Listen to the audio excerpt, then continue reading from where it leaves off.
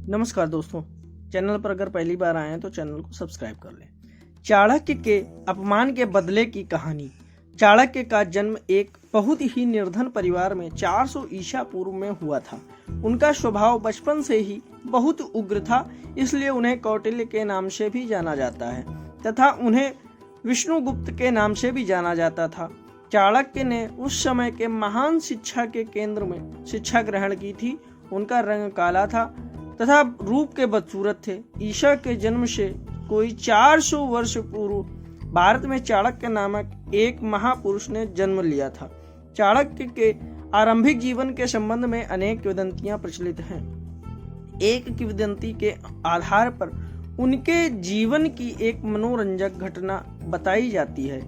एक बार चाणक्य की माता अपने बेटे का मुंह देखते देखते एकदम रो पड़ी। चाणक्य अपनी माँ को यूं रोते देख बड़े आश्चर्य में पड़ गए। उन्होंने पूछा, माँ तुम मुझे देखकर एकदम क्यों रो पड़ी? चाणक्य की माँ बोली, बेटा तेरे भाग्य में बड़ा राजा होना लिखा। तू राजा हो जाने पर अपनी माँ को जरूर भूल जाएगा। बस यही सोचकर मेरे आंसू निकल पड़े। चाणक्य बोला, लेकिन तुमने यह कैसे जाना कि मेरे भाग्य में राजा बनना लिखा है? माँ बोली, तुम्हारे सामने वाले 2 दांत बताते हैं कि तुम राजा बनोगे। चाणक्य ने बाहर जाकर एक पत्थर उठाया और अपने दोनों दांत तोड़कर फेंक दिए। लौटकर बोला, लो माँ, अब मैं अपने राज लक्षण वाले दोनों दांत तोड़कर आया हूँ। अब ना मैं राजा बनूंगा और ना तुम्हें छोड़कर जाऊंगा। तुम्हारी ममता के सामने संसार की सभी चीजें तुच्छ हैं। इस कथा से पता चलता है कि वे कितने कोमल मन के थे। चाणक्य तक्षशिला के एक विद्वान ब्राह्मण थे। तक्षशिला उन दिनों सभी प्रकार की विद्याओं का केंद्र था। तक्षशिला के समान ही उस जमाने में मगध की राजधानी पाटलिपुत्र भी शिक्षा का प्रसिद्ध केंद्र था। तक्षशिला में अपना अध्ययन पूरा करके चाणक्य पाटलिपुत्र में और अध्ययन के लिए आ गए। उस समय मगध के सिंहासन पर घनानंद नामक राजा बैठा था। घनानंद जाति का शूद्र था। वह बड़ा लोभी था और अपने प्रजा पर बहुत ज्यादा कर लगाकर अपने खजाने में बड़ा धन इकट्ठा कर लिया था। किंतु जिस समय चाणक्य पाटलिपुत्र पहुंचे उस समय तक घनानंद के स्वभाव में बड़ा अंतर आ चुका था। दान बांटने के लिए उसने एक दानशाला खोल दी थी और उसके प्रबंध के लिए एक समिति बना दी थी। इसका अध्यक्ष कोई ब्राह्मण होता था। यह नियम बना दिया था कि समिति का अध्यक्ष 1 करोड़ मुद्रा तक का दान किसी को भी दे सकता है। चाणक्य विद्वान तो थे ही, अतः शीघ्र ही उनकी योग्यता और विद्वता का सिक्का पाटलिपुत्र में भी जम गया। उन्हें दानशाला प्रबंध समिति का अध्यक्ष नियुक्त कर दिया गया। चाणक्य जहां विद्वान और अनोखी प्रतिभा वाले थे, वहां उनके साथ एक कठिनाई भी थी। वह बहुत ही बदसूरत और रंग के बिल्कुल काले थे। भाग्य की बात की एक दिन घनानंद ने अपने दरबार में चाणक्य को बुलाया। इससे पहले उसने उन्हें देखा नहीं था। चाणक्य की सूरत देखते ही राजा को क्रोध चढ़ आया और उसने आज्ञा दी कि चाणक्य को दरबार से बाहर किया जाए। चाणक्य भला यह अपमान कैसे सहन कर सकते थे? उन्हें भी बहुत क्रोध आया। मारे गुस्से के थर-थर कांपते हुए उन्होंने दरबार में अपनी चोटी खोल दी और राजा की तरफ मुंह करके बोले, नीच, तूने आज मेरा भरे दरबार में जो अपमान किया है उसका बदला मैं तुझसे अवश्य लूंगा। मैं तुझे और तेरे वंश को मलियामेट करके मगध के राज सिंहासन पर किसी कुलीन व्यक्ति को बिठाऊंगा। मैं जब तक ऐसा नहीं कर लूंगा तब तक अपनी चोटी नहीं बांधूंगा। यह कहकर चाणक्य गुस्से में ही दरबार छोड़कर बाहर चले गए। वह पाटलिपुत्र से बाहर जा रहे थे कि तभी अचानक उनकी भेंट चंद्रगुप्त से हो गई। यही चंद्रगुप्त बाद में चंद्रगुप्त मौर्य के नाम से इतिहास में प्रसिद्ध हुए। चंद्रगुप्त को देखकर चाणक्य को लगा कि उसमें सचमुच ही राजा बनने के सारे लक्षण हैं। बस वह उसे अपने साथ लेकर तक्षशिला चले गए। वहां पर उन्होंने चंद्रगुप्त को 7-8 वर्ष तक शस्त्र विद्या और अन्य शास्त्रों की पूरी शिक्षा दी। और अपनी देख रेख में उसे सब प्रकार की विद्याएं सिखाकर पटु बना दिया। बाद में चाणक्य ने चंद्रगुप्त के द्वारा ही नंद वंश का नाश करवाया। जिस समय चंद्रगुप्त तक्षशिला में चाणक्य के पास रहकर शस्त्र विद्या और शास्त्रों का अध्ययन कर रहा था, लगभग उसी समय भारत पर मकदूनिया के राजा सिकंदर ने हमला किया था। यह ईसा से 327 वर्ष पहले की बात है। सिकंदर सारे यूनान पर अधिकार कर चुका था और उसकी फौजें ईरान के विशाल साम्राज्य को रौंदती हुई भारत की तरफ बढ़ रही थी।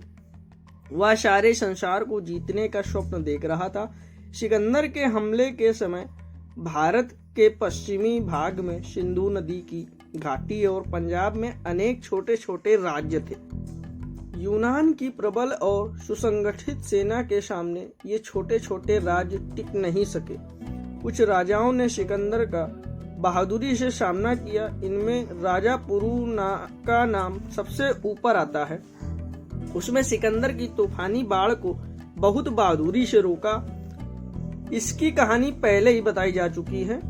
यह कहानी भारत की नहीं बल्कि विश्व के इतिहास में सदैव याद रखी जाने वाली घटना है। दूसरे राजाओं की तरह पुरु भी युद्ध में पराजित हुआ, लेकिन सिकंदर और उसकी यूनानी फौज को मालूम हो गया कि भारतीयों से टकराना चट्टान के ऊपर सिर मारना है।